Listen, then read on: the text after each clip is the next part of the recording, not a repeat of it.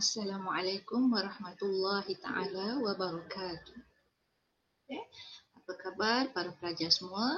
Saya harap kamu sentiasa berada dalam keadaan yang sihat, sejahtera dan bersedia untuk memulakan pembelajaran kita pada hari ini. InsyaAllah pada hari ini kita akan mempelajari satu lagi bidang dalam pendidikan Islam, iaitu bidang hadis. Jadi sebelum kita masuk kepada tajuk pelajaran kita hari ini, saya nak terangkan kepada kamu objektif pembelajaran hadis kita pada hari ini.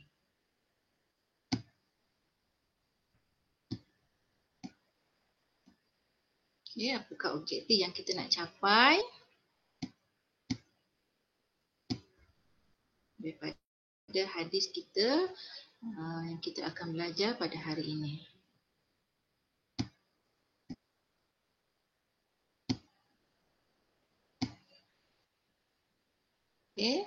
Ini adalah tajuk kita, tajuk pelajaran kita pada hari ini, iaitu hadis tingkatan 5, pelajaran ke-7. Dalam buku teks kamu boleh semak halaman 56 hingga 62. Tajuk kita hari ini ialah setiap orang ialah pemimpin. Baik, sekarang kita lihat kepada objektif pembelajaran yang ingin dicapai pada hari ini. Kita ada 5 objektif. Yang pertama 2.10.1 iaitu membaca hadis dengan betul. Jadi seperti yang telah saya taklimatkan sebelum ni, membaca hadis ini merupakan salah satu daripada komponen pentaksiran yang akan dinilai ke atas kamu dalam kertas 2 pendidikan Islam. KSSM. Jadi membaca hadis ini membawa markah 20 markah. Jadi kamu kena baca dengan betul, sebutan yang jelas dan makhraj yang sempurna. Yang betul. Objektif yang kedua 2.10.2 menyatakan terjemahan hadis. Apakah maksud setiap potongan hadis yang akan kita pelajari sebentar lagi. Objektif ketiga 2.10.3 menerangkan tanggungjawab golongan berikut, iaitu pertama, pemimpin, kedua, suami, ketiga, isteri, 4, pekerja dan kelima ialah anak. Objektif yang keempat 2.10.4 merumuskan pengajaran hadis dan menghubung kaitkannya dengan kehidupan. Apa yang kamu dapat daripada hadis ini? Apakah pengajaran hadis dan bagaimana ia mempunyai kaitan dengan kehidupan kamu?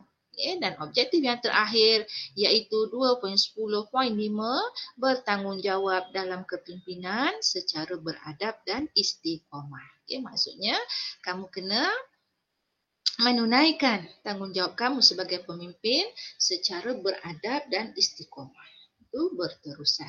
Baik, ini adalah objektif yang kita akan capai. Diharapkan dapat dicapai selesai daripada kamu mempelajari tajuk kita pada hari ini. Sekarang kita lihat kepada matan hadis ini.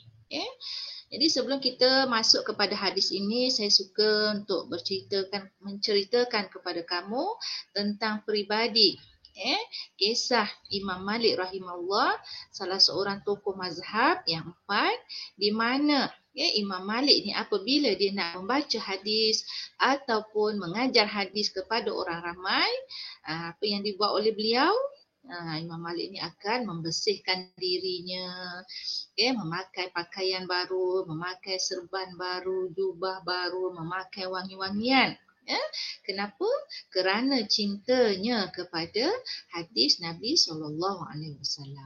Jadi saya pun harap kamu sekarang sudah membersihkan diri kamu, sudah memakai pakaian yang cantik, yang sempurna, sudah sisir rambut, kemas kan. Yang perempuan menutup aurat, memakai tudung, walaupun kita hanya belajar di alam maya sahaja. Baik, itu adalah contoh peribadi Imam Malik yang patut kita ambil dan kita contohi dan kita amalkan dalam kehidupan kita. Okey, kita pergi kepada matan hadisnya. Bismillahirrahmanirrahim. Kullukum ra'in wa kullukum mas'ulun an ra'iyatihi. Okay. Al-imamu ra'in wa mas'ulun an ra'iyatihi. War-rajulu ra'in fi ahlihi wa mas'ulun an ra'iyatihi. Wal mar'atu ra'in fi baiti zawjiha wa mas'ulatun an ra'iyatiha. Wal khadimu ra'in fi mali sayyidihi wa mas'ulun an ra'iyatihi. Qala wa hasibtu an qad qala war rajulu ra'in fi mali abihi wa mas'ulun an ra'iyatihi. Kullukum ra'in wa kullukum mas'ulun an ra'iyatihi. Ya, ini hadis rawahul Bukhari. Maksudnya hadis ni diriwayatkan oleh Imam Bukhari. Ya, tokoh yang sangat agung dalam bidang ilmu hadis. Okey, kalau kita lihat di sini ya, daripada hadis ini penegasan kepada tugas dan tanggungjawab seorang pemimpin. Okay. Di mana dalam permulaan hadis ini Rasulullah menegaskan perkataan dia sama dengan pengakhiran hadis. Okay, kita lihat kat sini. Okay. Kullukum ra'in. Okay. Setiap kita adalah pemimpin. Wa kullukum mas'ulun an ra'iyatihi. Dan setiap kita bertanggungjawab atas kepimpinannya. Ini permulaan hadis. Kemudian di akhir hadis Rasulullah juga mengulang kembali perkataan tersebut, iaitu kullukum ra'in, setiap kamu ada pemimpin, wa kullukum mas'ulun an ra'iyatihi, setiap kita adalah dipertanggungjawabkan ke atas kepimpinan. Okay? Jadi kita lihat kat sini. Kalimah yang diulang sebanyak 2 kali. Itu menunjukkan tasydid. Tasydid ini maksudnya penegasan, peneguhan, pengukuhan ke atas betapa pentingnya tugas seorang ra'in. Ya, tugas ra'in ini iaitu seorang pemimpin, ya, dan juga kepimpinan. Mas'ulun, dia akan ditanya, ya, mas'ulun an ra'iyatihi, atas kepimpinannya. Okay. Itu adalah matan hadisnya. Okay. Baik, sekarang kita lihat kepada terjemahan setiap potongan hadis. Okay, kita lihat satu persatu. Kullukum ra'in. Okay, maksudnya setiap kamu ialah pemimpin. Okay. Wa kullukum mas'ulun an ra'iyatihi. Maksudnya apa? Dan setiap kamu bertanggungjawab di atas kepimpinannya. Ya.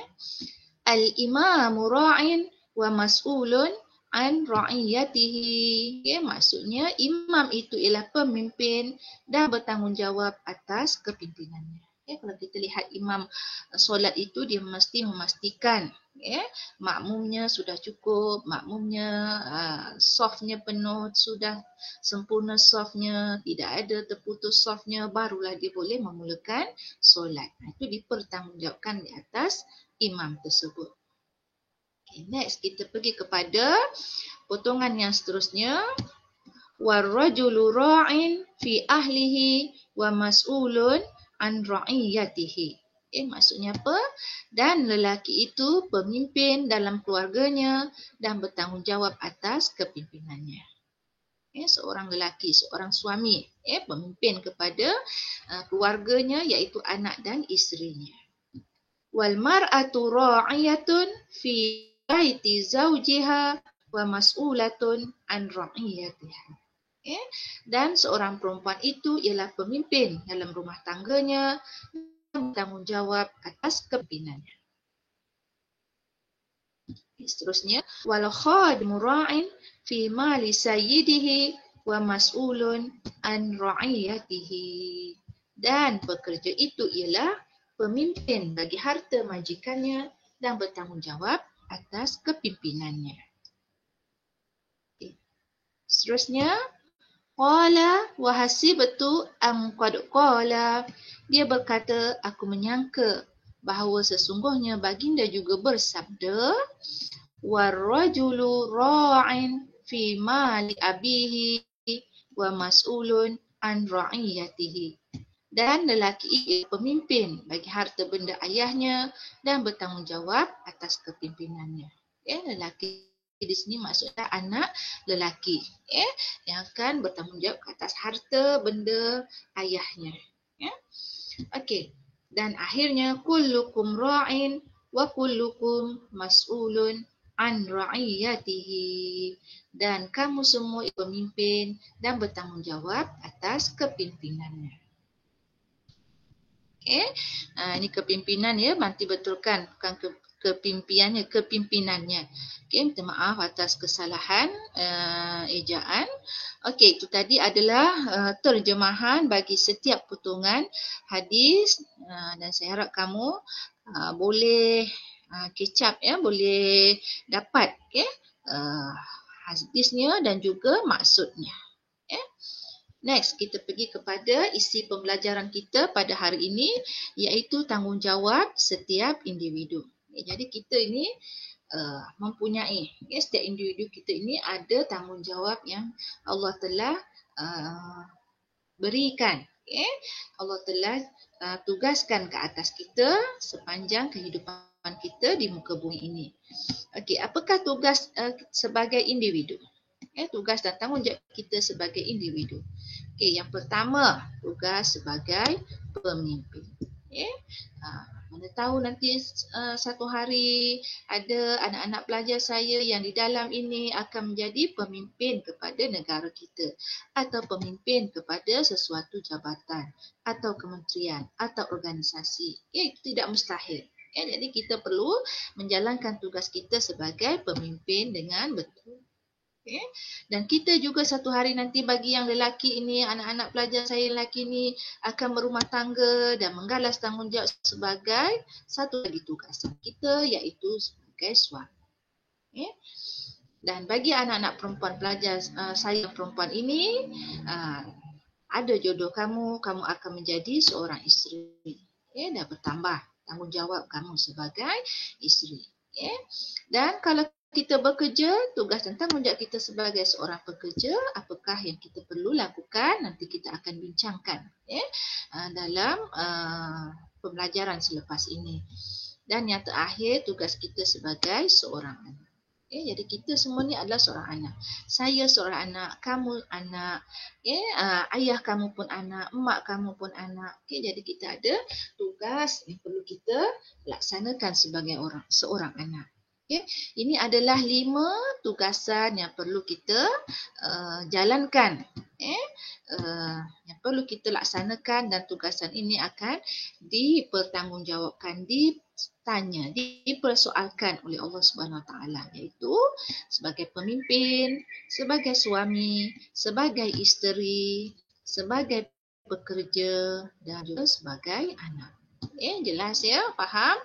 Jadi kalau kamu ada apa-apa isu yang berkaitan dengan tajuk kita pada hari ini, kamu boleh utarakan. Kamu boleh tanyalah dalam live chat ataupun dalam grup Telegram kelas masing-masing. Next, kita pergi kepada kupasan setiap tajuk tadi. Penjelasan terhadap tanggungjawab setiap individu. Tanggungjawab yang pertama ialah tanggungjawab sebagai seorang pemimpin. Jadi, apakah tugas dan tanggungjawab sebagai seorang pemimpin yang perlu dilaksanakan? Yang pertama, berlaku adil dan menghapuskan kezaliman. Jadi, setiap pemimpin dia perlulah adil. Jadi, pemimpin ini apa maksud pemimpin? Pemimpin ialah orang yang dipertanggungjawabkan untuk memimpin sesebuah organisasi ataupun sekumpulan manusia. Tidak kiralah sama ada pemimpin dalam sebuah negara ataupun pemimpin dalam sebuah sekolah ataupun pemimpin dalam sebuah kelas, dom dan juga pemimpin dalam keluarga. Itu semua adalah pemimpin. Jadi tanggungjawab yang pertama mesti berlaku adil. Adil ni pula apa maksudnya adil ni? Adil ni maksudnya ialah meletakkan sesuatu pada tempatnya. Letakkan sesuatu pada tempatnya, itu namanya adil. Okey, contohnya, kalau orang yang bersalah, letakkan dia di tempat yang bersalah, dalam penjara, diberi hukuman dan sebagainya. Dan orang yang benar diberi hak kebenarannya. Kalau orang yang salah kamu bebaskan, kamu tidak hukum, itu maksudnya tak adil. Okey, kalau adil itu maksudnya adil meletakkan sesuatu pada tempatnya. Yang salah dihukum dengan salah. Okay? Jadi nak menjadi orang yang adil ini bukan senang. Okay? Kita kena, kalau kamu jadi pemimpin ni, kamu kena menepikan semua nilai-nilai yang tidak bersangkutan dengan adil. Maknanya kalau yang kamu menjadi pemimpin, walaupun yang melakukan kesalahan itu adalah saudara mara kamu, adik-beradik kamu, darah daging kamu, keturunan kamu, itu kamu kena ketepikan nilai-nilai itu. Tak boleh pandang pada keturunan, pada hubungan persaudaraan dan sebagainya. Kalau keturunan kamu, kalau mereka itu melakukan kesalahan, kamu sebagai pemimpin mesti menjatuhkan hukuman secara adil. Okey? Jadi pemimpin ni bukannya satu kelebihan, bukan satu keistimewaan pada kamu, tetapi ia merupakan satu tanggungjawab, satu kepercayaan yang orang beri kepada kita untuk kita laksanakan dengan sebaik-baiknya. Okay? Jadi adil ini dalam suatu hadis Nabi SAW bersabda yang maksudnya pemimpin yang berlaku adil dalam satu hari adalah lebih dicintai oleh Allah daripada dia beribadat selama 70 tahun. Okay? Kita boleh tengok kat situ. Allah dah menjanjikan seorang pemimpin yang adil dalam kepimpinannya dalam satu hari, itu lebih Allah cinta, lebih Allah sayang daripada dia beribadat berpuluh-puluh tahun tapi dia tak adil. Itu sebagai pemimpin. Dan juga menghapuskan kezaliman. Kezaliman dalam pelbagai bentuk, penindasan, penganiayaan, penyiksaan, menyusahkan rakyat, itu kita kena hapuskan. Okey, kita ambil contoh satu hadis Nabi lagi. Kita lihat bagaimana Rasulullah SAW menceritakan dalam hadisnya, bersabda dalam hadisnya, wahai manusia, sesungguhnya yang membinasakan orang-orang sebelum kalian adalah jika ada orang yang mulia, iaitu yang memiliki kedudukan di antara mereka yang mencuri, maka mereka biarkan, tidak dihukum. Namun jika yang mencuri adalah orang yang lemah, iaitu rakyat biasa, maka mereka menegakkan hukum atas orang tersebut. Ini yang pertama. Jadi kita lihat kat sini bagaimana Rasulullah menceritakan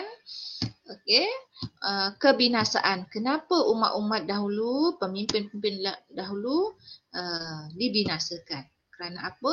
Kita lihat dalam hadis ini, permulaan dia, kerana mereka menjatuhkan hukuman secara tidak adil. Kalau ada orang yang mulia, orang yang ada kedudukan melakukan kesalahan, melakukan perbuatan yang menyalahi undang-undang seperti mencuri, mereka tidak dihukum kerana mereka ada kedudukan.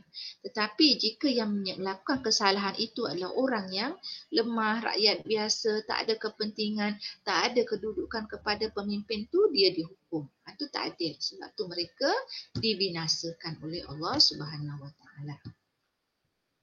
Okey, seterusnya Rasulullah bersabda, demi Allah, sesungguhnya jika Fatimah binti Muhammad mencuri, Nabi kata apa? Jika anak Rasulullah sendiri iaitu Fatimah binti Muhammad mencuri, aku sendiri yang akan memotong tangannya. Rasulullah sendiri menegaskan bahawa jika anaknya sendiri itu mencuri, maka Rasulullah sendiri yang akan memotong tangan putrinya itu. Itu menunjukkan adil dalam pemerintahan. Walaupun yang mencuri itu, yang melakukan kesalahan itu ialah anaknya sendiri. Ya. Itu maksudnya berlaku adil dan menghapuskan kezaliman. Okey, yang kedua, kalau kamu dilantik sebagai seorang pemimpin, kamu mesti menegakkan syariat Islam. Walaupun di bawah kamu, orang bawahan kamu, rakyat kamu, ada yang Islam, ada yang bukan Islam. Kita dah ambil iktibar daripada sejarah Rasulullah sallallahu alaihi wasallam, bagaimana baginda menjadi pemimpin kepada kerajaan Islam di Madinah.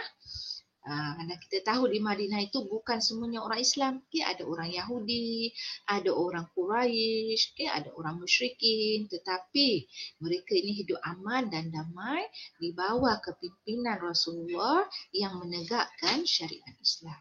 Maknanya syariat Islam itu dapat dilaksanakan dengan sempurna walaupun ada rakyat baginda yang tidak beragama Islam. Yang ketiga, menyusun sistem pentadbiran yang cekap dan amanah. Jadi untuk menyusun sistem pentadbiran yang cekap dan amanah ini, pemimpin itu sendiri dia mesti dahulukan diri dia. Dia sendiri mesti mengamalkan sikap cekap, amanah, jujur dan menghindari rasuah. Barulah orang bawahan dia akan mencontohi, mengikuti kepribadian pemimpin tersebut.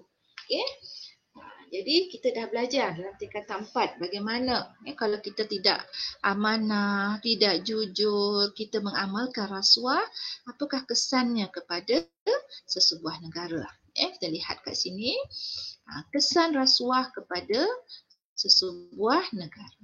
Jadi kita tahu rasuah ni sangat bahaya. Kalau ia menjadi darah daging dalam diri setiap rakyat dalam sebuah negara, dia akan memberi kesan 6 kesan yang akan timbul akibat daripada rasuah dalam negara.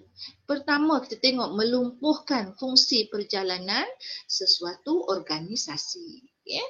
Bayangkan kalau rasuah ni ibaratnya satu penyakit yang ada dalam badan kamu. Dia dah menjadi, dah menjala, dah sebati dengan tubuh kamu, maka dia akan melumpuhkan penyakit. Kalau kita ada penyakit, seluruh badan kita dah diserang penyakit, maka badan kita ni pun jadi lumpuh. Tak berfungsi, tak boleh bergerak, tak boleh berjalan, terbaring, kaku, mati tidak, hidup pun. Macam itulah. Jadi sama dengan rasuah ni. Kalau rasuah dah menjadi satu budaya dalam negara, maka dia akan melumpuhkan fungsi sesebuah negara itu. Tak berfungsi. Jadi lumpuh. Nak buat tu tak boleh, nak buat ni tak boleh sebabnya ada rasuah. Kedua, rasuah juga akan menyebabkan pentadbiran negara menjadi lemah dan huru-hara. Bila dah lumpuh, maka negara akan jadi lemah. Bila dah lemah akan berlaku huru-hara. Bila dah huru-hara, apa yang akan berlaku? Musuh akan dengan mudahnya masuk dan menawan serta menakluk negara, menjajah negara. Itu kesan rasuah yang kedua. Ketiga, dia akan menjejaskan imej dan kredibiliti negara. Imej kita di mata dunia akan jatuh. Negara luar akan menganggap negara kita ni tak ada kredibiliti, tak ada keupayaan, tak ada kebanggaan kerana kita mengamalkan rasuah. Yang keempat, rasuah juga menjejaskan kualiti infrastruktur atau program. Infrastruktur ni maksudnya apa?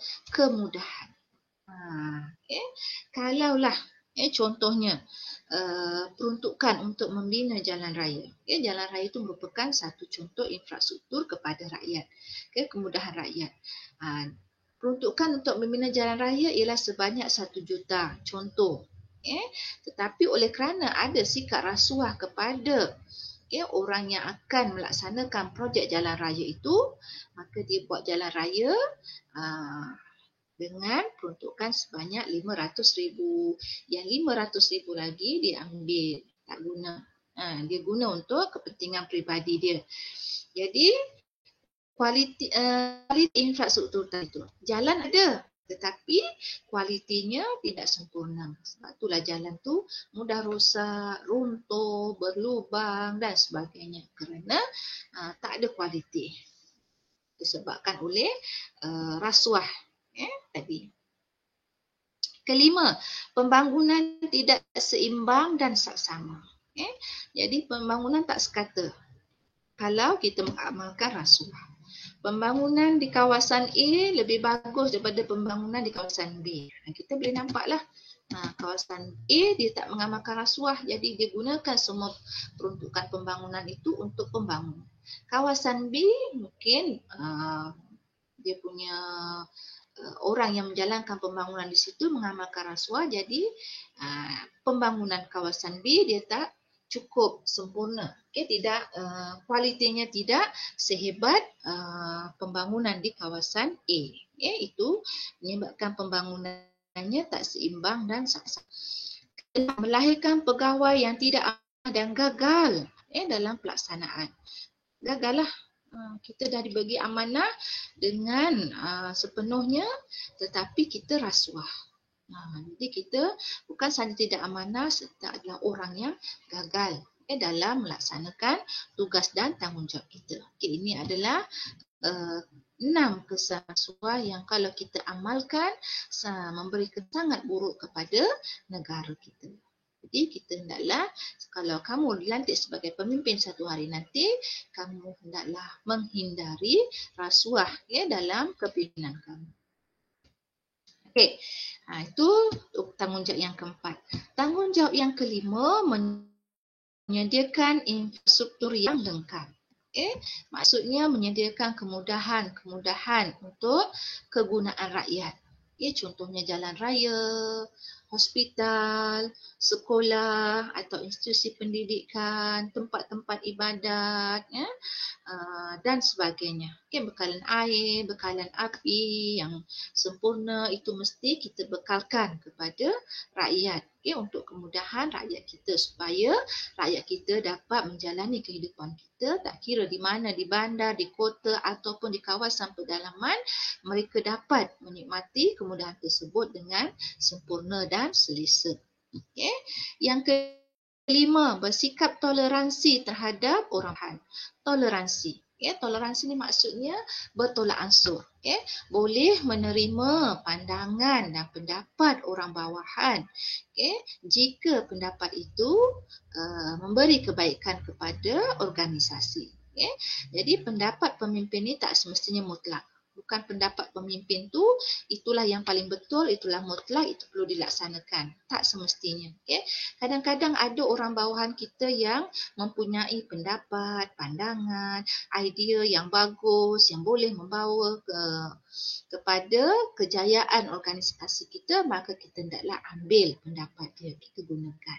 Itu maksud toleransi terhadap orang bawahan. Okey, setakat ni jelas ya tanggungjawab pemimpin? Tak jelas kan boleh tanya. Next kita pergi kepada tanggungjawab individu yang kedua, iaitu tanggungjawab sebagai seorang suami. Ini untuk lelaki lah. Okey, jadi saat ni seorang lelaki dia menerima akad, iaitu aku terima nikahnya sekian binti sekian dengan mas kahwinnya sebanyak yang sekian, maka tergalaslah di atas bahu lelaki itu satu tanggungjawab yang sangat besar, dan akan ditanya, dipersoalkan tanggungjawabnya sebagai seorang suami kepada keluarganya. Kita lihat apakah tanggungjawab seorang suami. Pertama, memberikan nafkah kepada anggota keluarga. Anggota keluarga tu maksudnya siapa? Isteri, anak-anaknya. Itu nafkah. Nafkah zahir dan batin kepada isteri, nafkah zahir kepada anak-anaknya. Supaya anak-anaknya dan isterinya dapat menjalani kehidupan dengan sempurna, tidak meminta, tidak mengemis, dan sebagainya. Walaupun tidak mewah tetapi ada, sempurna. Itu memberikan nafkah kepada anggota keluarga. Kedua, memberikan didikan agama kepada isteri dan anak-anak. Ini tugas yang lebih besar daripada memberi nafkah. Iaitu memberi didikan agama kepada isteri dan anak-anak. Kamu kena pastikan isteri dan anak-anak kamu tu mendapat didikan agama. Diberi didikan agama yang sempurna. Memang isteri dah tahu hukum agama, tetapi kamu kena pastikan betul tak? Cara dia, contohnya cara isteri mandi wajib betul ke tidak, cara berpakaian isteri itu mengikut syariat ataupun tidak, pergaulan isteri, akhlak isteri, itu adalah contoh memberikan agama kepada isteri dan juga kepada anak-anak. Memberikan agama kepada anak-anak, mengajar dia solat sewaktu dia umur dia kecil, mengajar dia mengaji, menjaga batas pergaulan, menutup aurat dan semuanya yang berkaitan dengan didikan agama. Kalau kamu sendiri tak ada masa untuk mengajar mengaji anak kamu, maka hendaklah kamu mencari guru agama, guru mengaji untuk anak-anak kamu. Itu tugas, tanggungjawab kamu. Kalau kamu tak laksanakan, itu semuanya akan dipersoalkan di akhiratnya. Okey, next kita pergi kepada yang ketiga. Memberikan perlindungan dan menjaga keselamatan anggota keluarga. Memberikan perlindungan. Apakah maksud memberikan perlindungan? Menyediakan tempat tinggal yang sempurna kepada isteri dan anak-anak. Yang sempurna tu bukan maksudnya rumah yang mewah, rumah yang besar. Kalau kamu mampu, tak apa. Kalau kamu tak mampu, ada rumah.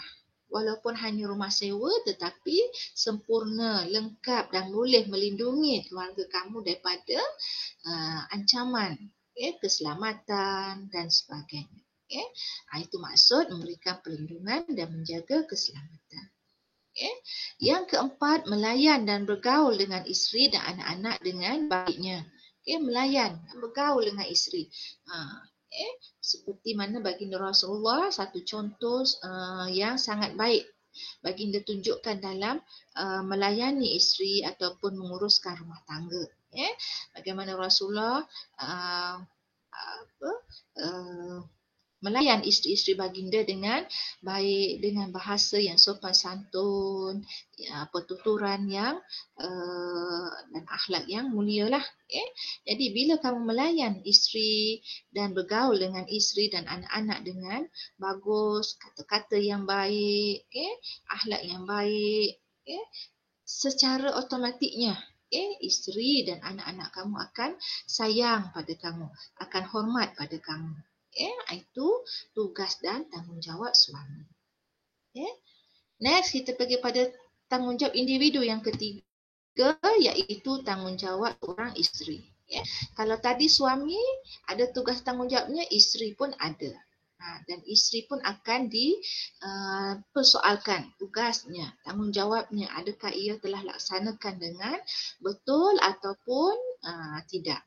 Kita tengok yang pertama, tanggungjawab seorang isteri mentaati suami dan menunaikan haknya.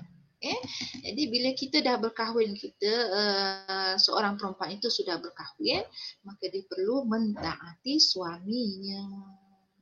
Tetapi taat di sini bukan taat yang membabi buta, yang membuta tuli ikut aja.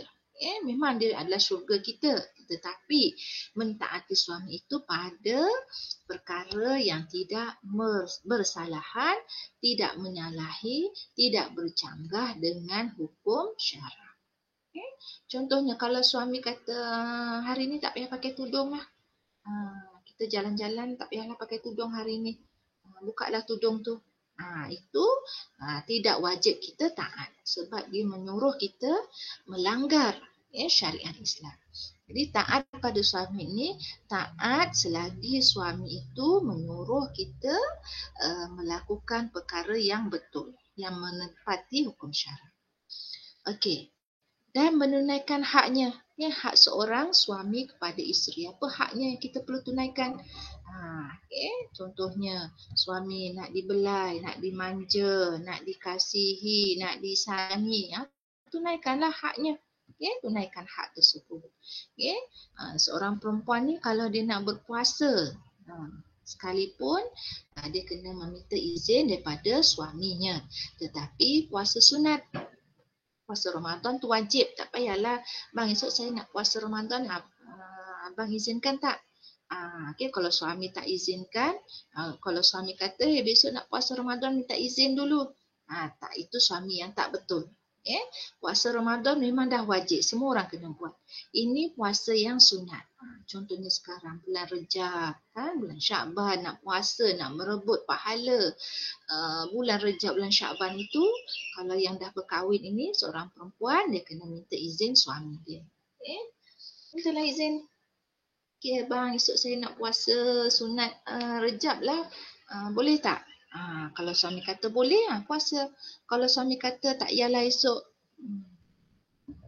Esok abang nak bawa awak pergi lunch. Pergi makan tengah hari tempat lain kat luar. Esok tak payah puasa lah, hari lain lah puasa. Kena ikut. Sebab kita kena taat perintah suami. Okay, walaupun puasa tu tapi dia ada puasa sunat. Kena ikutlah. Kalau suami kata tak payah puasa hari ni, tak payah. Itu puasa sunat. Okay, itu pertama, mentaati suami dan menunaikan haknya. Yang kedua, menjaga maruah diri suami dan keluarga. Okay, ini penampilan maruah diri.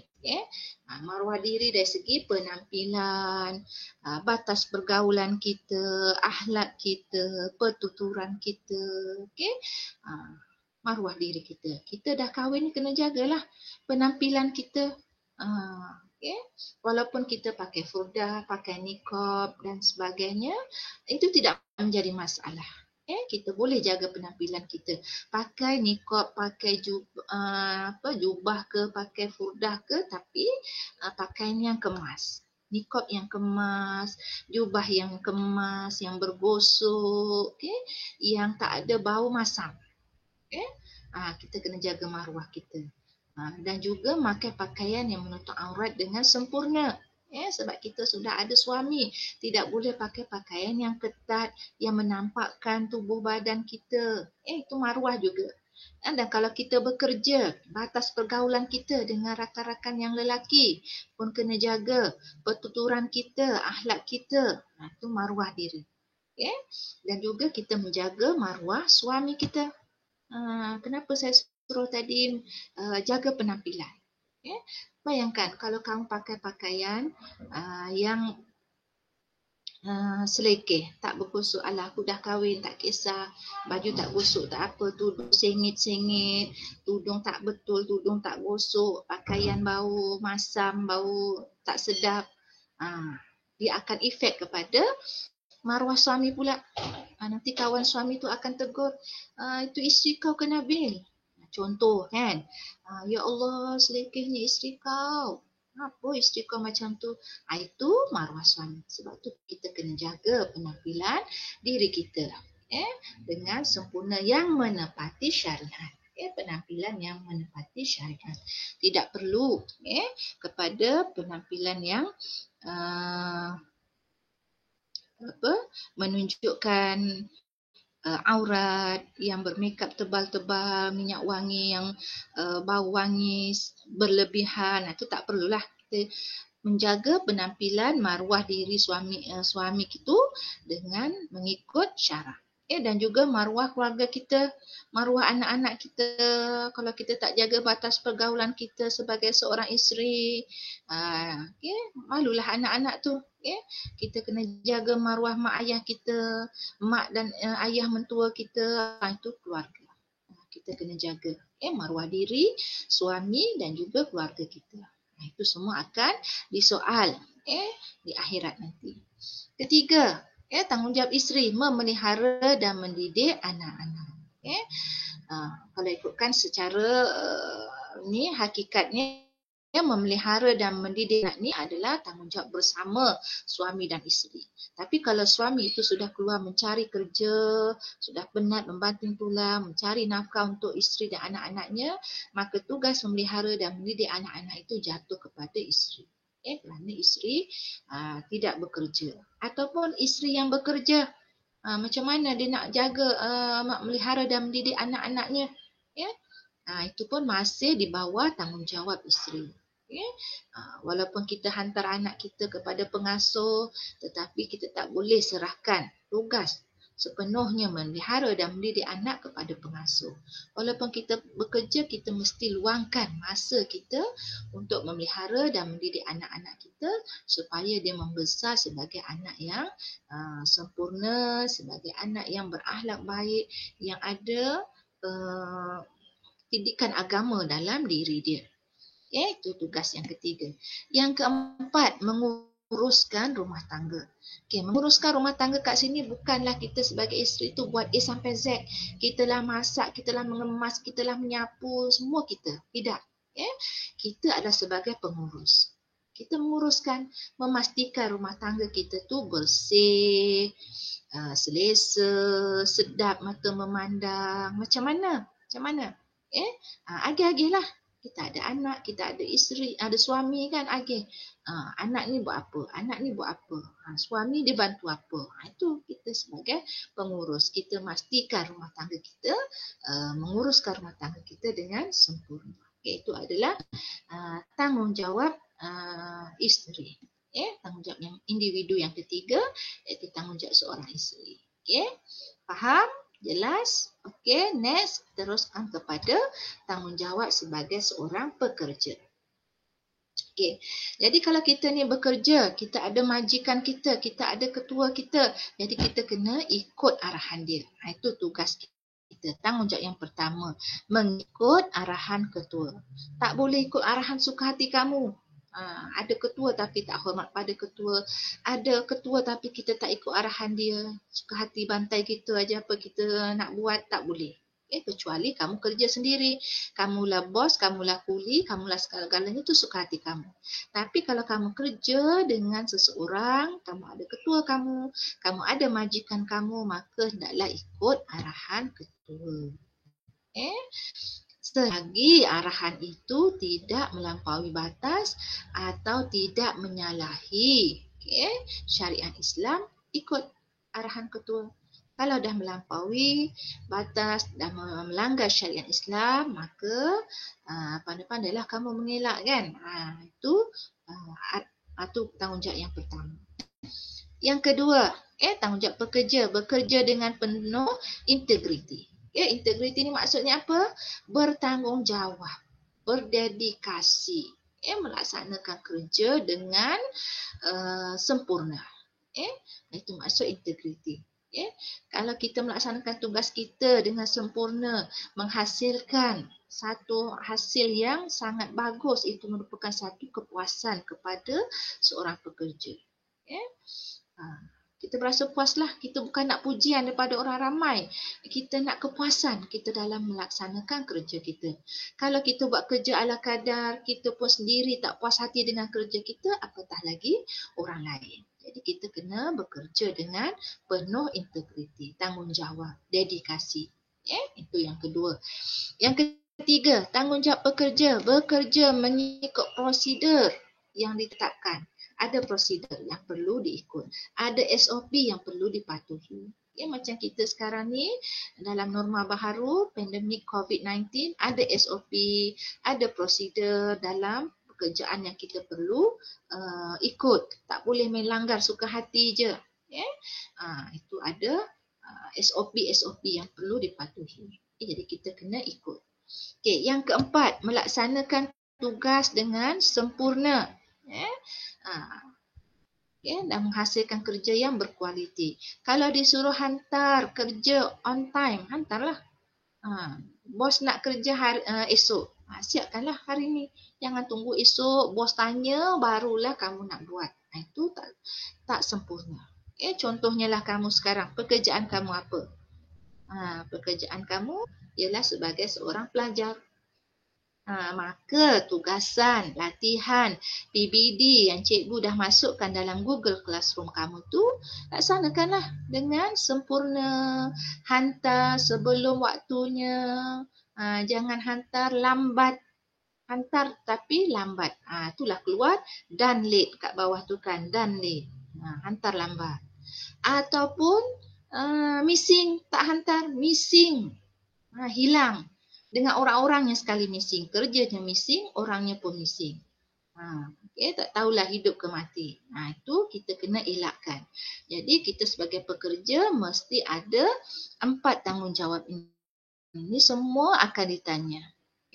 Ikut arahan ketua, bekerja dengan penuh integriti, kerja ikut SOP dan prosedur dan bekerja dengan sempurna. Semua itu akan ditanya dan dipersoalkan atas diri kita nanti. Next kita pergi kepada tanggungjawab yang terakhir, iaitu tanggungjawab individu sebagai seorang anak. Kita semua adalah anak. Jadi kita ada tugas dan tanggungjawab kita pada siapa? Ibu dan bapa kita. Apa tugas dan tanggungjawab kita yang akan ditanya ke atas kita? Pertama, berbakti kepada ibu bapa sewaktu mereka masih hidup. Waktu mereka masih hidup, mak dan ayah kau masih hidup sekarang ni, berbakti. Bagaimana berbakti? Membantunya, membuat kerja rumah. Kalau dia sakit, kita tolong urut dia ke, picit badan dia ke, dan sebagainya lah. Membantu ibu dan ayah dalam urusan kerja rumah. Ataupun yang telah meninggal dunia. Kalau ada kamu ni yang ibunya telah meninggal dunia atau ayahnya yang telah meninggal dunia atau kedua-duanya telah meninggal dunia, bagaimana kita nak berbakti? Dulu kita tak sempat berbakti, sekarang baru kita nak berbakti.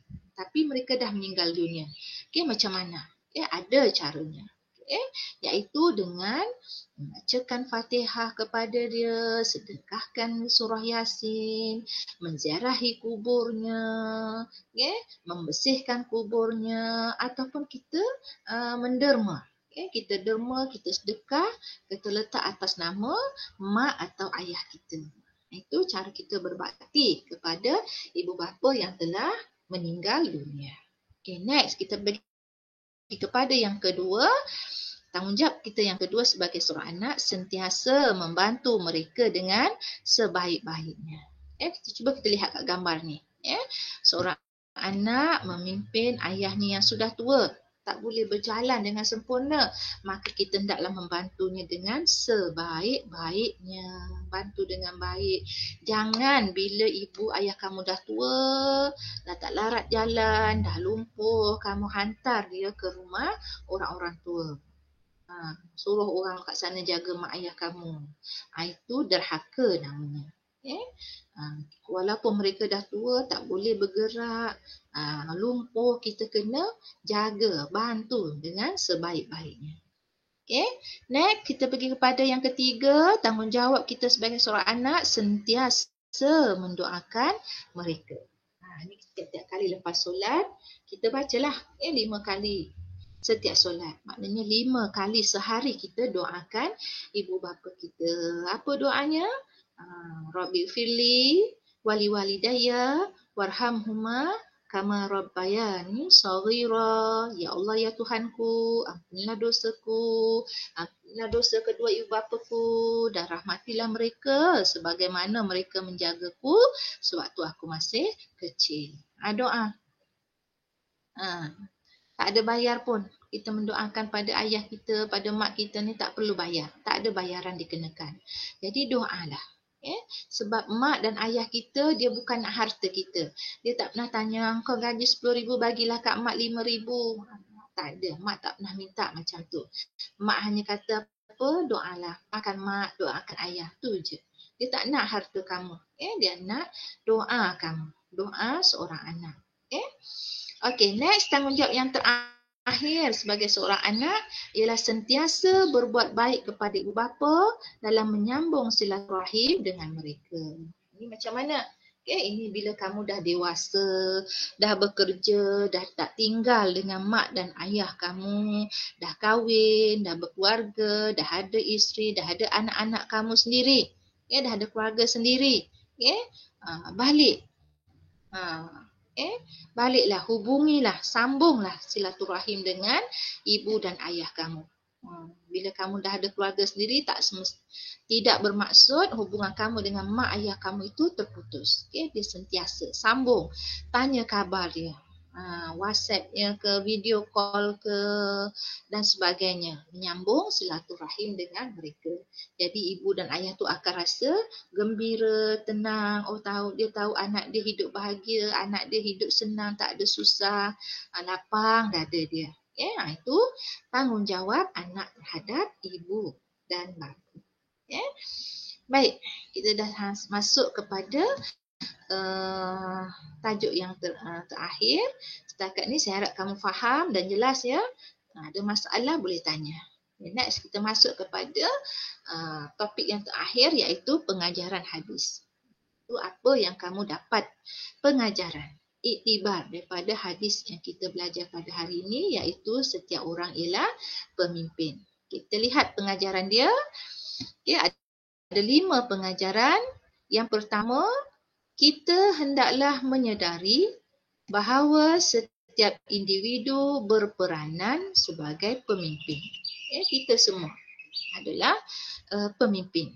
Tak kiralah pemimpin kepada manusia yang ramai atau sekumpulan manusia yang sedikit. Maka kita akan dipertanggungjawabkan di akhirat kelak.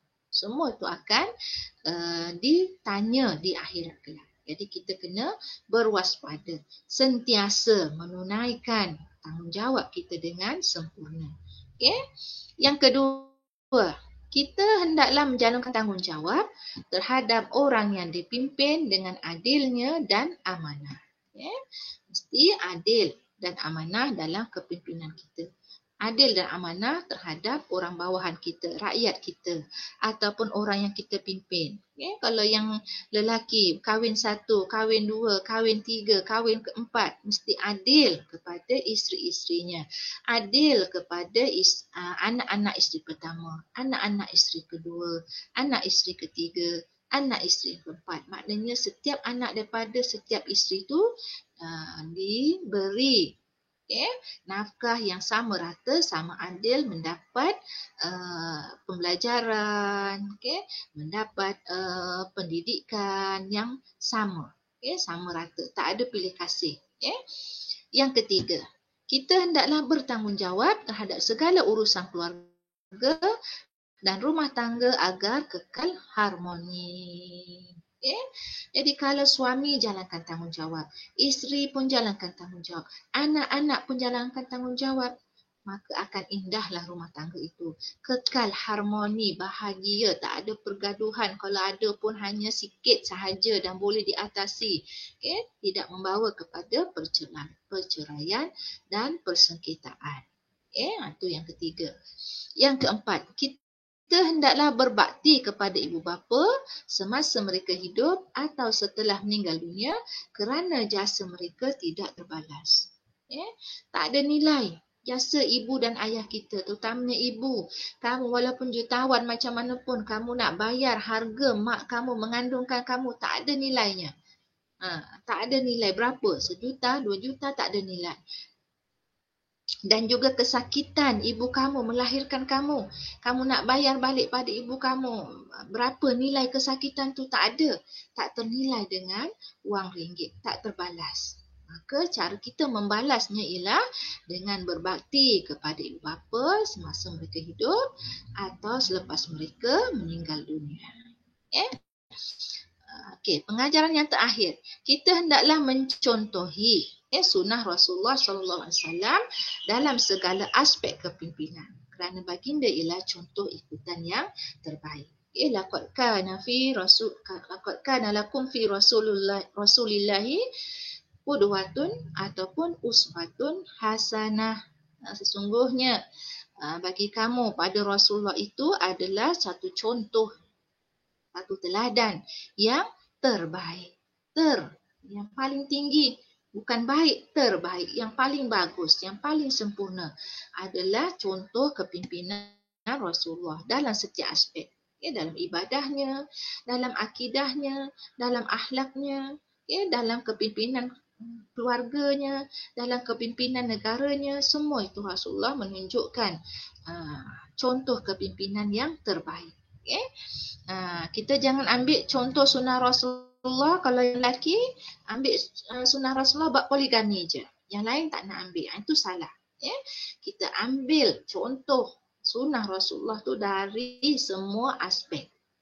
Bukan ambil aspek ni, yang ni tak ikut, aspek ni kita tinggal, aspek ni kita buat, tak boleh. Semua aspek.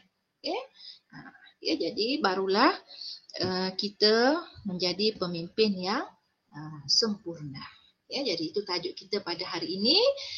Setiap kita ialah pemimpin, jadi kita telah lihat tanggungjawab kita sebagai seorang Hindu, iaitu pemimpin, sebagai seorang suami, sebagai seorang isteri, sebagai pekerja dan juga sebagai seorang anak. Jadi kita mestilah sentiasa mengamalkan, menjalankan tugas-tugas kita mengikut aspek tadi itulah, 5 aspek tadi dengan sempurna, dengan betul, dengan istiqomah. Sentiasa. Bukan hari ini buat, esok tak buat. Sentiasa beradab dan istiqomah menjalankan kepimpinan kita dengan baik dan sempurna. Baik, itulah tajuk kita dah selesai. Pembelajaran kita pada hari ini.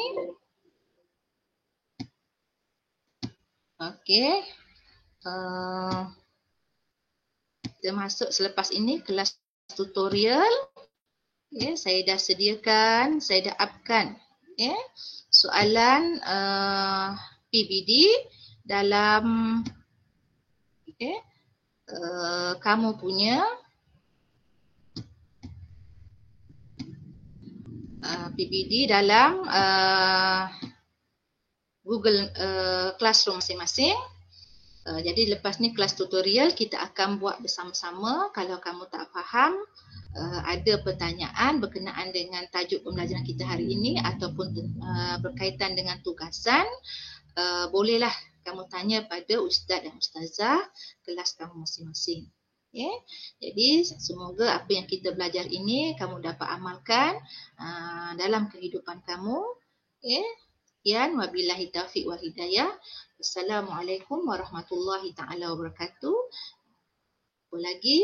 Dan jaga diri.